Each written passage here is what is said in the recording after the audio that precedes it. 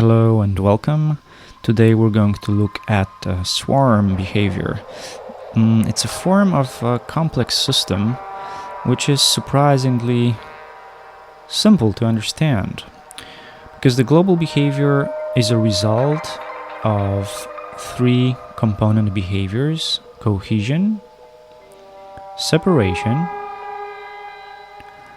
and alignment. Let's take a look at those. And what I believe is interesting about studying such systems, and this one in particular, is besides its obvious screensaver quality, interesting correlation between interest or renewed interest in such algorithms and global emergence of so-called leaderless political movements.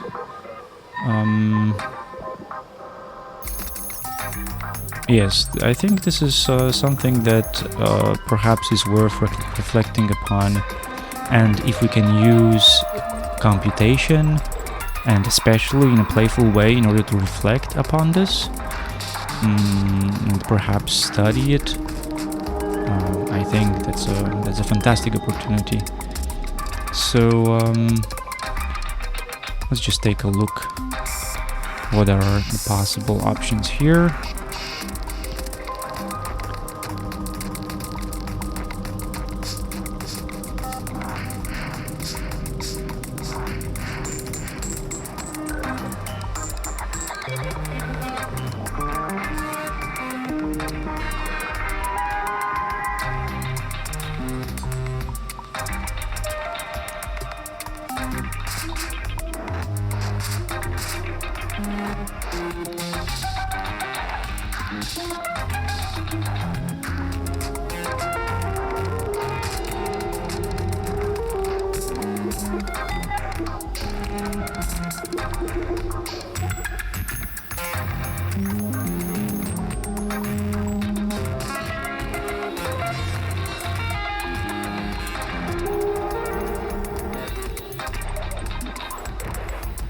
I think this gives us an idea of how diverse global behavior patterns in such a system can become.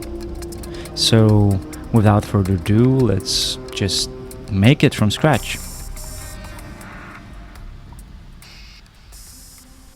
We're going to start from scratch, from nothing. So maybe first thing is going to be a little adjustment here, and let's create our agent. So it's going to be a simple sphere. I'm going to call it agent and make sure it's in the center. Also, I'm going to adjust the camera so that everything is nice and central. Now, this agent needs to be used and adjusted throughout this tutorial as multiples, and in order to make it convenient, I'm just going to make it an agent. So I'm going to delete it here, and now is the time to create our swarm. So I'm going to create a swarm manager like so, and start coding it.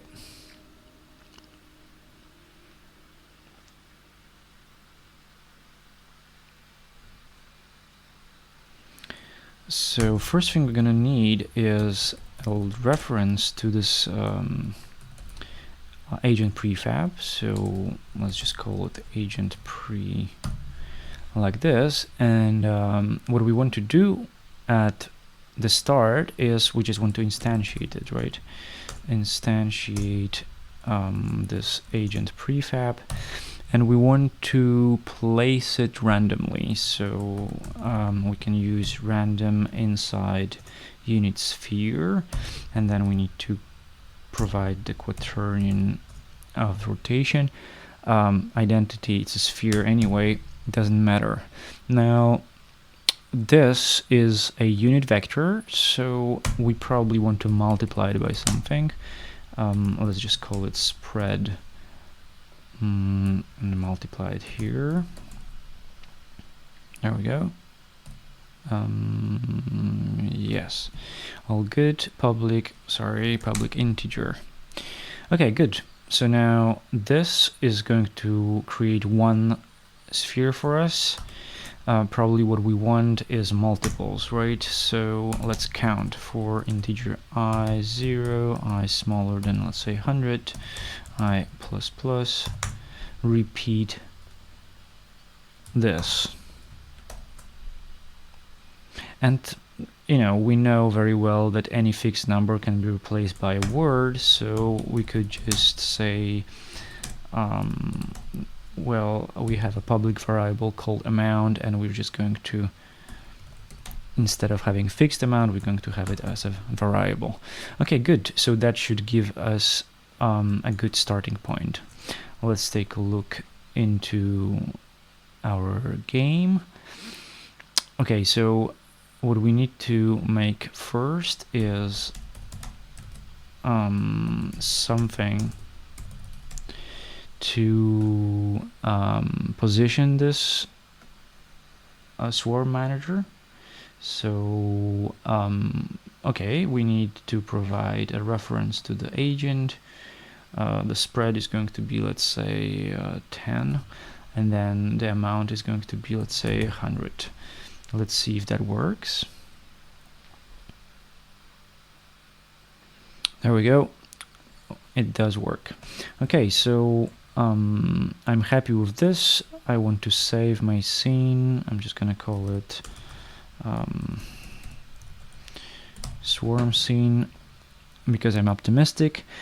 And now it's the time to create agent behavior. So I'm going to make a new script called agent.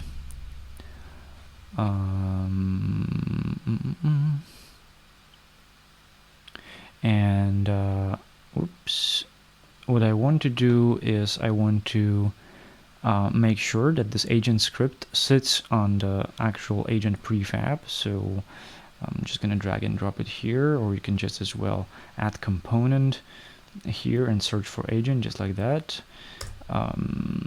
So now having this, I'm gonna open the agent behavior script, and first of all, what I want to do is I want to claim identity so that it's clear for us that each of them is individual. The easiest is going to be to assign them different colors. So I'm going to say color, my color, and at the start I'm just gonna generate random color as a new color, and then random dot value. This gives us something between 0 and 1, and if we apply it to all the three RGB channels of a color, it's gonna give us a nice random color. And now what we want is to assign this to the mesh renderer of our agent, so of our sphere. So we want to get this component and search for material and color, and then make sure that we give it the color that we actually just generated. So that happens at the start. Let's save it and see what happens. If we didn't do any mistakes, we should have a whole bunch of colorful spheres now. Oh, fantastic, great, good. So next step is going to be movement.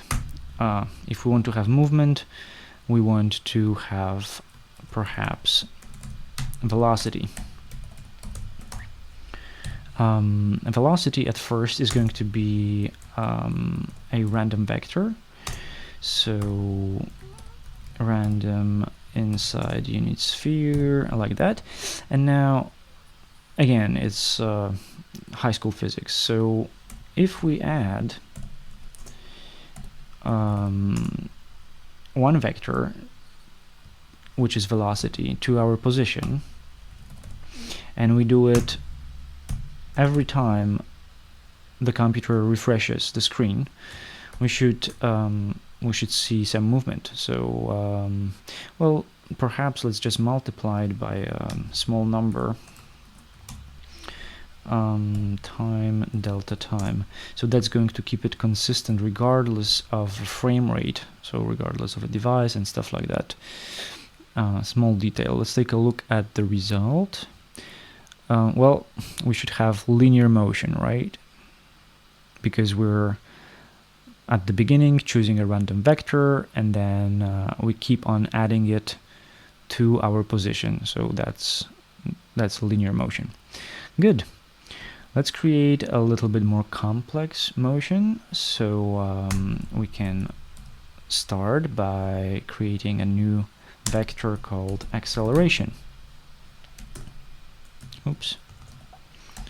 Like that. And now, what if we're going to acceleration, we're going to create a new random vector every frame we're updating the simulation, and then influence the velocity by this vector,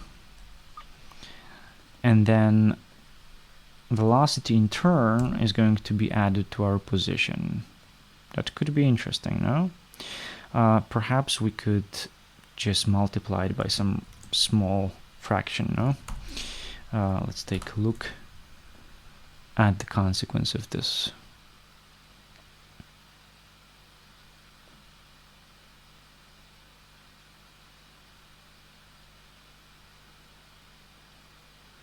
Okay, so that's already a little bit more complex, but completely random. So the problem that we have right now is that they're all flying away from each other, which is mathematically obvious. And what we need to do, if we want to create a swarm, we need to make them come together.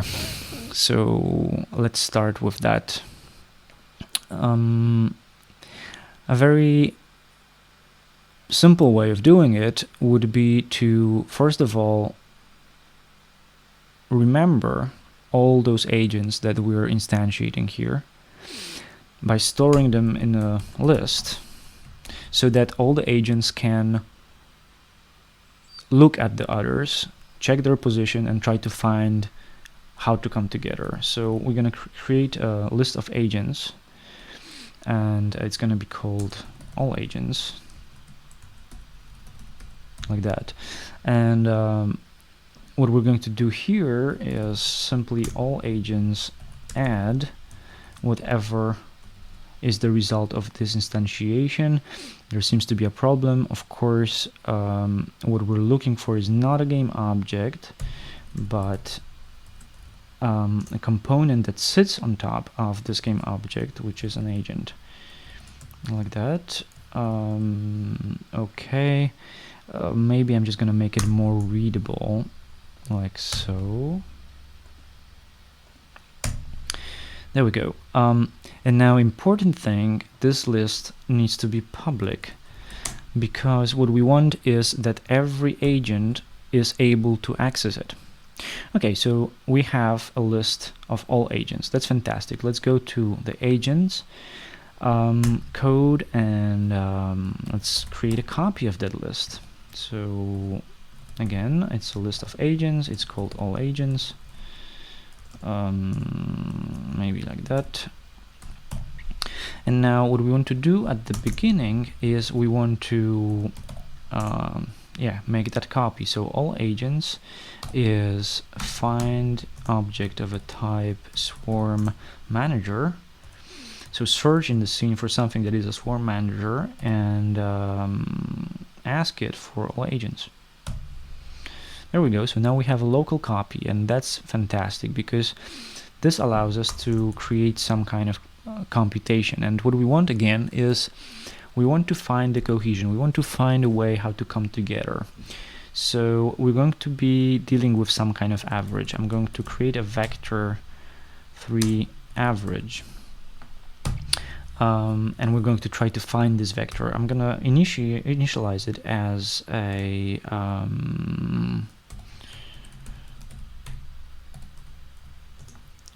zero vector. Okay, so if we want to go through all the agents in a list, we can use this type of syntax. For each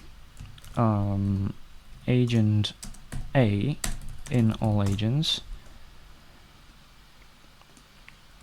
Okay, so what this does is it goes through all the members of that list, regardless of how many. And for the local context, or for the within this parenthesis, the result of whatever we're pulling from that list is going to be called A. So first of all, what we want to do is we want to make sure that A is not us, right? Because this list contains all the agents, including ourselves. So only if that's the case, then we want to find the difference between our position and the agent's this other agent's position and us. So let's just create a vector 3. Oops. Let's just call it difference, and it's going to be a transform position minus this transform position. Good. Okay. And now what we want is, probably we don't want this force to work all the time. We want it to kick in based on the distance between the agents. So what we can do is we can say only if the difference magnitude is larger than some sort of radius. We're going to declare it in a second. Only then average add the difference. Now this radius, we can just declare it as maybe here, or as a global thing. How about float radius is 5. Okay, so there we go. Now we're adding all those differences. Now what we want is we actually want to create an average, and for that we need to divide it by the amount of agents that we actually included in this computation. So for that, I'm going to create a neighbor variable, which at first is going to be 1, because we don't want to divide by 0 in case no one is included. And then whenever we're actually adding a difference, we're going to add 1 to this neighbor or neighbors. So now at the end of this, I'm just going to say average, multiply it by neighbors. So this gives me an in fact a place to go to, so that all the agents can come together. And now instead of my acceleration being random, I'm simply going to normalize this average, so make it into a unit vector, and declare that my acceleration is actually average. There we go. Maybe I'm just gonna do this for clarity. Okay, so save this. Let's see what happens with our behavior here.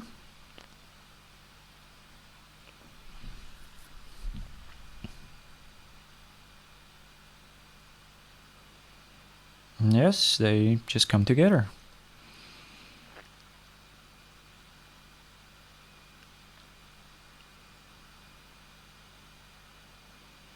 So it's a pretty dynamic scene. Of course, We can play with parameters to our heart's content. We could make this a tiny fraction, and so on and so forth. However, we're done with our first component, so that's cohesion component. And in order to celebrate it, let's just create, let's just encapsulate it into a function, vector 3. Let's call it cohesion, like that. And vector 3 needs to return something, so this is type of function which needs to return a vector. So what we're going to do is we're just going to copy all this, or actually cut it and paste it there, and just make sure that we're returning the average, like that. Now, let's take a look at this situation here. So first of all, we have this radius. So this governs at which distance this force kicks in. And then we have, well, sort of amount of this force. So how about making this into variables which are internal to that function? That's going to be very convenient. So we're just going to say, first of all, that our acceleration from now on equals cohesion. And then what we're going to do here is we're going to say, this function requires two floats. One is going to be radius, and another one is going to be amount. And now let's just remove this global radius variable.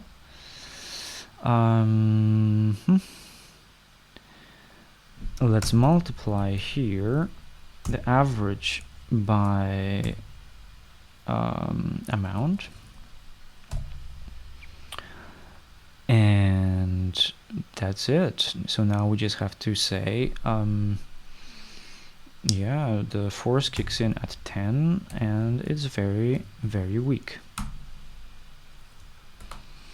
Let's see how that works. And if that works, we're actually almost done, because two other components of swarm behavior are almost identical. They just change directions, or instead of calculating common position, they're calculating common velocity.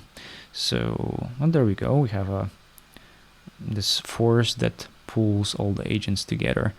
I think maybe this is a good moment to, in order to observe the behavior better, to make sure that we're leaving traces. So let's make a little interruption in coding and take care of the visuals here. So what I'm going to do is I'm going to go to my agent prefab and scroll down, add a component called trail renderer. There we go, and let's see how that looks.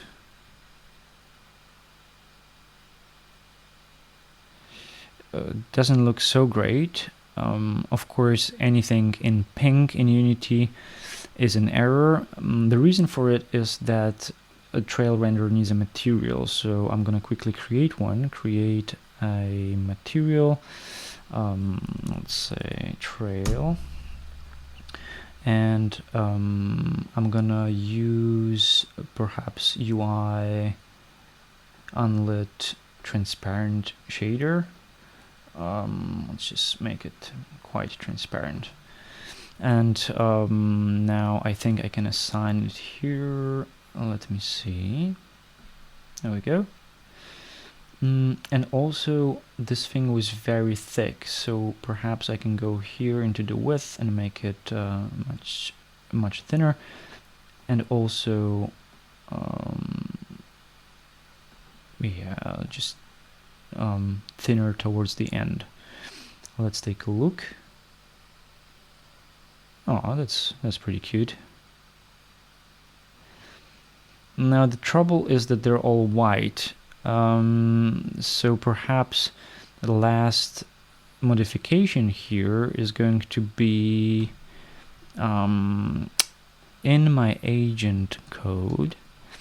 At the same moment we're assigning color to the sphere, we're also going to get component of a type trail renderer and take the material color and assign my color. There we go. So this very quick fix makes our game so much more fun, because now we can see the history of this movement, so we can imagine a little bit more and study the whole behavior better, I think.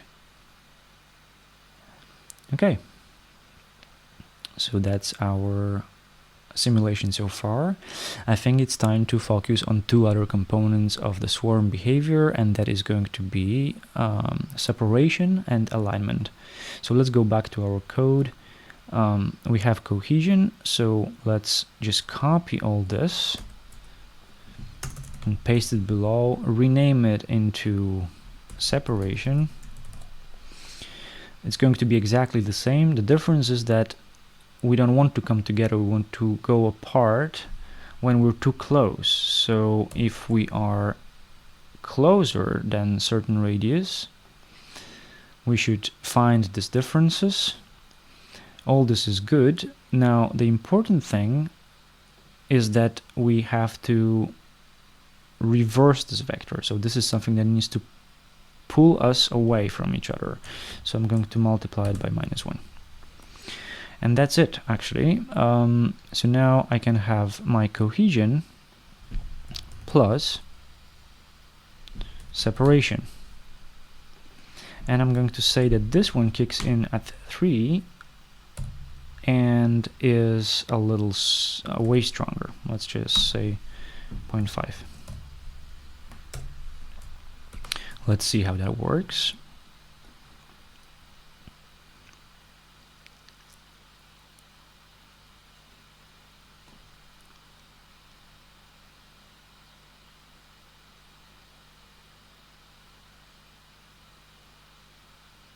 Okay, so the interaction is way more complex already.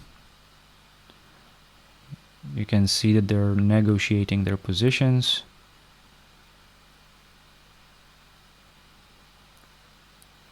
And of course we can change all these parameters and adjust it until we find something interesting. So this is clearly something to do later. Okay, so now what's missing is alignment. Let's focus on this for a moment. I'm going to copy all this and say now that's going to be alignment. But here, instead of this difference, what we actually want to add or accumulate here is the velocity of all those agents, and perhaps even normalized like this. I don't want to multiply it by -1. I think that should be it. Oh, obviously I need to make sure that this is included in my behavior, so I'm gonna also plus add alignment. And again, this one is going to work, let's say, at the distance of 5, but it's going to be very weak. Like this. And perhaps I can take this whole acceleration and divide it by 3, because I have these 3 components. Maybe that makes sense. Okay, let's see the result. And I think if we didn't make mistakes, we should have a swarm behavior here. Yeah, I believe that's the case. Let's take a look in the scene. Well, okay, they're far away. Let's maybe focus on one of them. They definitely don't want to be together. Maybe we can change some parameters. Let's take a look. Separation. Okay, so I want to have much stronger cohesion, much weaker separation, and only kicking in at 2. Alignment is fine. That's fine. Velocity normalized. Yeah, that's alright. Let's see how that works.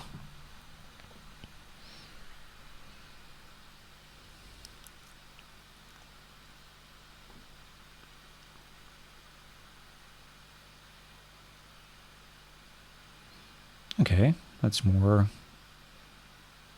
cohesive. And there seems to be alignment of trajectories, but in fact I'm just going to leave all this experimentation to you. The last thing I want to do here is to avoid the problem that, well, all of them went somewhere and it's difficult to find them anymore. Okay, well, there obviously is some alignment. So what I'm going to do last is a little camera trick. So I'm going to create a camera rig which is going to follow the center of the flock, and my camera is going to be mounted on that rig. So I'm gonna reset it, make sure it's central, attach the camera as a child, and in my swarm manager I'm just gonna make a little calculation here. But first of all, I need a reference to the game object camera rig.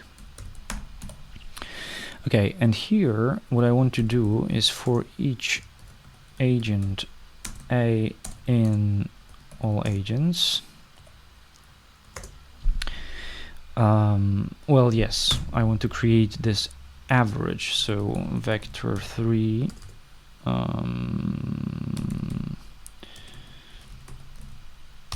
is 0 at first. It's a very similar computation to our cohesion vector, no? And then, but this time I want to include all of them. So what I want to do is to say average plus equals a dot transform dot position. Right, and then I want to divide this by the size of the list. So all agents dot count, like that. And what I want to do here is to say camera rig dot transform dot position equals, let's say, vector 3 move towards.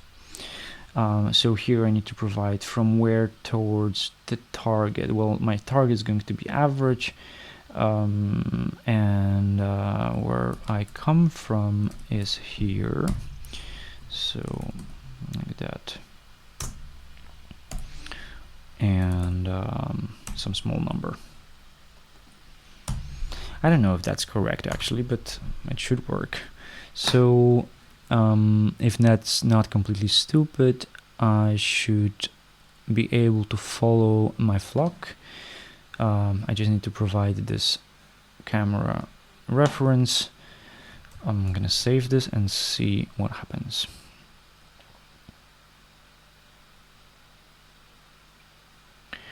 Okay. Yes, we're moving together. And that's it. So that's it for this tutorial. You have seen probably that the demo that I provided in the very beginning looked differently. However, these topics are covered extensively in all sorts of places on YouTube. So I think you can learn enough from the code that I provided for you, which is ready for download in the description of this video. And now, without further ado, I'm just going to leave you with your swarm and with the ready Unity package where you can study those things further. So thank you very much, and enjoy flocking or swarming.